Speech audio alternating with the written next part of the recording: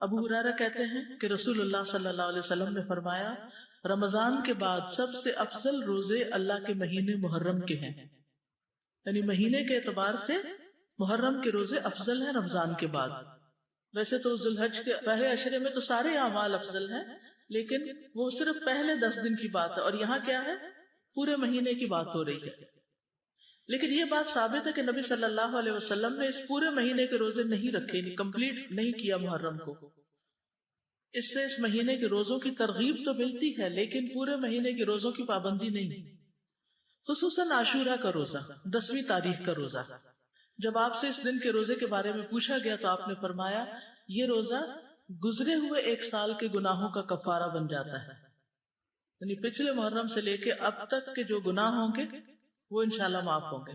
صغیرہ گناہوں کی طرف اشارہ ہے.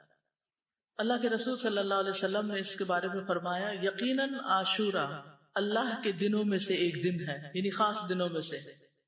تو جو چاہے اس دن روزہ رکھے، جو چاہے چھوڑ دے، یعنی نفلی روزہ ہوگا، فرض نہیں ہے. رمضان کے روزے فرض ہونے سے پہلے یہ فرض تھا. ابن عباس سے روایت ہے، وہ کہتے ہیں کہ میں نے نبی صلی اللہ علیہ وسلم کو نہیں دیکھا کہ عاشورہ کے دن اور رمضان کے مہینے کے علاوہ کسی دن کو افضل سمجھ کر آپ نے اس دن کا روزہ رکھا ہو. تو اب آپ کو بات سمجھ آ گئی کہ 9 تاریخ کا جو روزہ ہے وہ نہ رکھا تو پھر اجر سے محرومی ہو سکتی. تو احتیاط کا تقاضا یہی ہے کہ 9 کا رکھا جائے. ساتھ دور نبوی میں بچے بھی عاشورہ کا روزہ رکھتے تھے، بچے بھی روزے رکھتے تھے.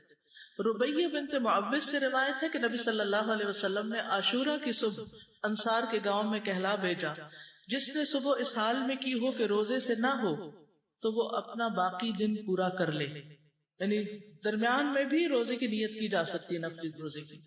اور جو شخص روزہ دار ہو تو وہ روزہ رکھے، یعنی جسے نیت کر لی ہے وہ پورا کرے. ربیہ کہتے ہیں کہ اس کے بعد ہم لوگ خود بھی روزہ رکھتے اور اپنے بچوں سے بھی رکھواتے. ہم انہیں اون کا ایک کھلونا دے کر بہلائے رکھتے، جب کوئی کھانے کے لیے روتا تو وہی دے دیتے، یہاں تک کہ افطار کا وقت آ جاتا. یہ تربیت ہے نا، ٹریننگ ہے. تو ضروری نہیں کہ ہر وقت جب بچہ روئے اس کو ضرور دودھ دیا جائے یا کھانے کو دیا جائے، تھوڑی دیر رونے بھی دیا جائے یا بہلا دیا جائے. اس دن کا روزہ جو ہے یہ مستحب ہے. جابر کہتے ہیں کہ رسول اللہ صلی اللہ علیہ وسلم ہمیں عاشورہ کا روزہ رکھنے کا حکم دیتے، ہمیں اس کی ترغیب دیتے اور اس موقع پر ہماری نگرانی فرماتے، یعنی رکھا ہے کہ نہیں. اس کے بعد جب رمضان کے روزے فرض کر دیے گئے تو آپ نے ہمیں نہ حکم دیا نہ منع کیا اور نہ اس موقع پر ہماری نگرانی کی، یعنی نفلی روزہ ہو گیا، مستحب ہو گیا. حضرت عائشہ سے روایت ہے کہ جاہلیت کے ایام میں عاشورہ کے دن کا روزہ رکھا جاتا تھا، جب اسلام آ گیا تو اب جو چاہے اس کا روزہ رکھ لے اور جو چاہے اسے چھوڑ دے. لیکن نبی صلی اللہ علیہ وسلم نے 2 دن کے روزے کا ارادہ کیا، یعنی 9 اور 10 کا. عبداللہ بن عباس کہتے ہیں جب رسول اللہ صلی اللہ علیہ وسلم نے یوم عاشورہ کا روزہ رکھا اور اس کا روزہ رکھنے کا حکم دیا تو صحابہ نے عرض کی اللہ کے رسول یہی دن ہے جس کی یہود و نصارہ تعظیم کرتے ہیں. اس پر رسول اللہ صلی اللہ علیہ وسلم نے فرمایا جب آئندہ سال ہوگا تو اگر اللہ نے چاہا تو ہم 9ویں دن روزہ رکھیں گے. کہا اس کے بعد آئندہ سال نہیں آیا کہ رسول اللہ صلی اللہ علیہ وسلم وفات پا گئے. ٹھیک ہے، تو افضل کیا ہے، 2 دن کا رکھ لیا جائے، 9 اور 10 کا. اور 9 محرم جو ہے بعض کے نزدیک 9 اور بعض 10 دونوں کو عاشورہ کا دن بھی کہا جاتا ہے.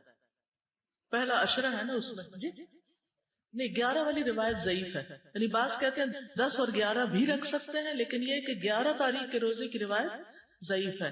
اصل میں 9 اور 10 ہی ہے. ابن القیم کہتے ہیں کہ ابن عباس کا یہ کہنا تم محرم کا چاند دیکھو تو گنتے رہو اور 9ویں تاریخ کے دن کی صبح روزے کی حالت میں کرو. تو اس سے مراد یہ نہیں کہ عاشورہ 9ویں تاریخ کو کہتے ہیں، بلکہ ان کی مراد یہ ہے کہ 10ویں سے پہلے 9ویں کا روزہ بھی رکھو، کیونکہ آپ نے فرمایا تھا کہ اگر میں زندہ رہا تو روزہ رکھوں گا.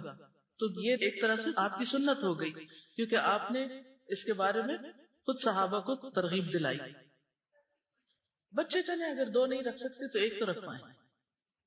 اور یہ جو الفاظ ہیں نا سلسلۃ الاحادیث الضعیفہ کے کہ اگر میں زندہ رہا تو یوم عاشورہ سے 1 دن پہلے یا 1 دن بعد میں روزہ رکھنے کا حکم دوں گا، یہ روایت ان الفاظ سے منکر ہے، یعنی اس کا انکار کیا گیا ہے، اس کی سند ضعیف ہے.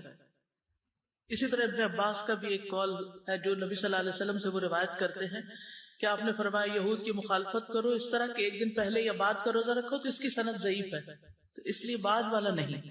ابن تیمیہ رحمہ اللہ کہتے ہیں صحیح بات تو یہ ہے کہ 9 اور 10 دنوں کا روزہ رکھنا مستحب ہے، کیونکہ آپ کا آخری حکم یہی تھا کہ اگر میں اگلے سال زندہ رہا تو 9ویں کا بھی ساتھ رکھوں گا۔